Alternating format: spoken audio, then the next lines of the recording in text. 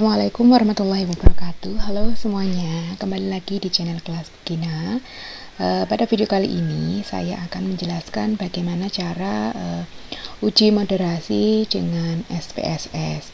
Nah, pada video sebelumnya saya sudah menjelaskan bagaimana menguji moderasi itu dengan Smart PLS ya, PSM. Nah, kalau kali ini saya akan menjelaskan bagaimana caranya kalau kita mau uji moderasi dengan SPSS. Nah, seperti yang sudah saya jelaskan bahwa uji moderasi itu digunakan untuk melihat apakah dengan adanya variabel moderasi, pengaruh antara variabel independen terhadap dependen itu semakin kuat atau semakin lemah. Jadi, variabel moderasi itu nanti dilihat untuk mengetahui apakah variabel tersebut memperkuat atau memperlemah pengaruh dari independen terhadap dependen. Kemudian dalam moderasi sendiri itu terdapat 3 variabel. Yang pertama ada variabel independen, kemudian ada variabel dependen, dan ada variabel moderasi. Kemudian untuk latihannya saya mengambil contoh menggunakan data yang sama pada SEM kemarin ya, yang menggunakan Smart PLS, moderasi dengan Smart PLS. Jadi seorang peneliti ingin melihat pengaruh promosi dan kualitas pelayanan terhadap keputusan menjadi nasabah dengan pengetahuan sebagai variabel moderasi. Nah, untuk promosinya itu sebagai variabel X1, kemudian kualitas pelayanan X2, keputusan menjadi nasabah itu Y, kemudian pengetahuannya nanti jadi variabel moderasi.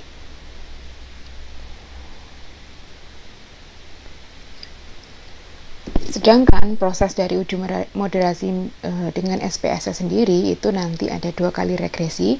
Yang pertama itu X1 dan X2 terhadap Y, kemudian ada X1 dan X2 terhadap Y dengan Z sebagai variabel moderasinya ya. Nah, kita langsung aja ke latihannya. Kita akan ambil data dari data yang kemarin. Kalau kemarin di Smart PLS kita kan hanya menggunakan per indikator seperti ini ya, kita nggak cari totalnya. Nah, untuk maksud di SPSS sendiri kita akan menggunakan total dari masing-masing variabel. Jadi untuk P1, P2, P3 dicari jumlahnya berapa. Ini adalah jumlahnya ya, yang ini jumlahnya P1, P2, P3. Kemudian yang ini adalah jumlah dari KP1, kemudian yang ini PP1, PP2, PP3 ini pengetahuan, yang ini keputusan menjadi nasabah. Nah, setelah kita cari jumlahnya masing-masing variabel, kemudian kita akan pindahkan data tersebut ke SPSS. Nah, ini sudah saya pindahkan. Teman-teman nanti buat sendiri ya, karena sudah bisa, nggak perlu saya jelaskan kembali untuk cara membuatnya. Nah, di copy ke sini semua. Kemudian kita akan melakukan regresi yang pertama. Jadi untuk regresi yang pertama itu ya seperti biasa, analyze, kemudian regression linear. Nah, untuk variabel dependen kita isikan minat. Minat ini tadi adalah keputusan menjadi nasabahnya ya. Kemudian untuk independennya kita masukkan kualitas dan promosinya ke independen, kemudian kita oke. Nah, di sini sudah muncul untuk regresi yang pertama. Ini untuk regresi yang pertama. Jadi kita lihat model summary sama koefisiennya aja ya. Model summary sama koefisien aja. Ini yang regresi pertama. Kemudian kita akan lihat yang regresi yang kedua. Nanti untuk interpretasi kita di akhir aja ya. Regresi yang kedua ini terlebih dahulu kita harus menampilkan 2 variabel baru, yaitu variabel X1 dikalikan moderasi, artinya promosi dikalikan pengetahuan, kemudian kualitas dikalikan pengetahuan. Caranya gimana? Kita langsung ke transform, kemudian compute variabel. Yang pertama kita di target variabel kita kasih nama X1M. Kemudian karena X1M berarti yang kita kalikan itu adalah promosi, dimasukkan ke numeric expression, kemudian kita pakai bintang pengetahuan ya, karena X1 dikali M kita masukkan ke numeric expression, kemudian klik OK. Nah, selanjutnya untuk yang X2 kita kembali lagi ke transform, kemudian compute variabel. Ini kita beri nama X2M, Berarti X2 itu kan kualitas, kemudian bintang, pengetahuan, dimasukkan ke numerik, kemudian klik OK. Nah, agar ini enggak seperti ini tampilannya, kita perbaiki dulu. Yang ini kita nolkan. Nah, ini diganti scale. Kalau sudah, kemudian kita akan melakukan regresi yang kedua. Regresi yang kedua berarti analyze regression linear. Kita dependennya tetap minat, kemudian yang ini kita keluarkan dulu. Nah, sekarang kita ganti yang dimasukkan ke independen itu pengetahuan X1M dan X2M. Sini kemudian kita klik OK. Nah, di sini nanti akan keluar yang hasil yang kedua. Ya, jadi yang kita lihat adalah model summary, kemudian ada koefisien. Nah, sekarang kita akan interpretasi ya. Ini merupakan hasil analisis data yang pertama, artinya ini adalah regresi yang pertama. Kita lihat koefisiennya dulu, persamaan regresinya ini ya. Jadi Y sama dengan 2,194 ditambah 0,290 X1 ditambah 0,563 X2. Nanti untuk interpretasi bisa dilihat pada regresi berganda.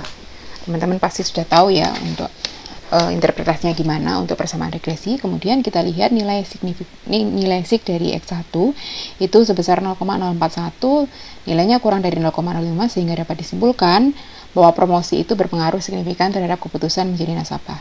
Kemudian yang sig 2 nilainya 0,000 kurang dari 0,05 sehingga dapat disimpulkan kualitas pelayanan itu berpengaruh signifikan terhadap keputusan menjadi nasabah.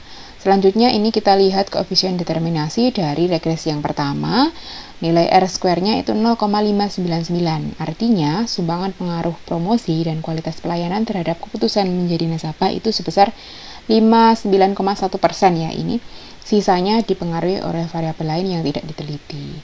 Nah, untuk hasil analisis yang kedua, kita lihat dulu yang koefisien untuk regresinya ini. Ya, Y sama dengan 3,076 ditambah 0,679Z ditambah 0,04 X1 Z, ya ini sebenarnya, ditambah 0,037 X2Z.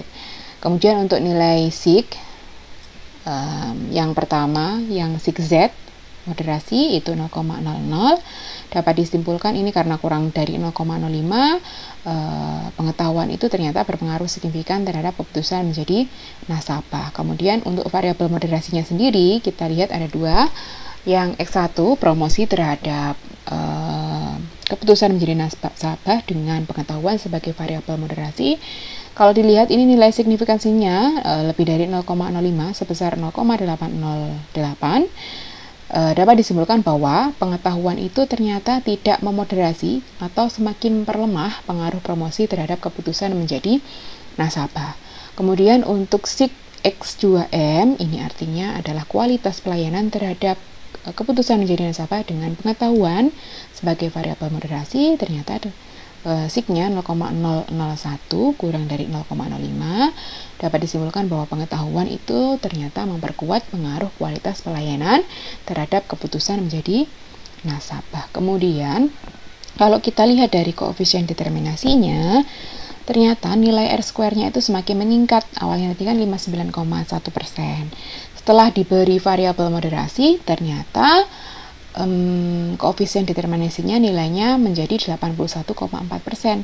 Artinya ini bahwa pengetahuan itu dengan adanya pengetahuan sebagai variabel moderasi ternyata itu memperkuat pengaruh variabel promosi dan kualitas pelayanan terhadap keputusan menjadi nasabah dengan menyumbang sebesar 81,4%. Oke, itu tadi merupakan cara uji moderasi dua variabel independen dengan SPSS. Jika ada pertanyaan silakan disampaikan pada kolom komentar. Terima kasih. Wassalamualaikum warahmatullahi wabarakatuh.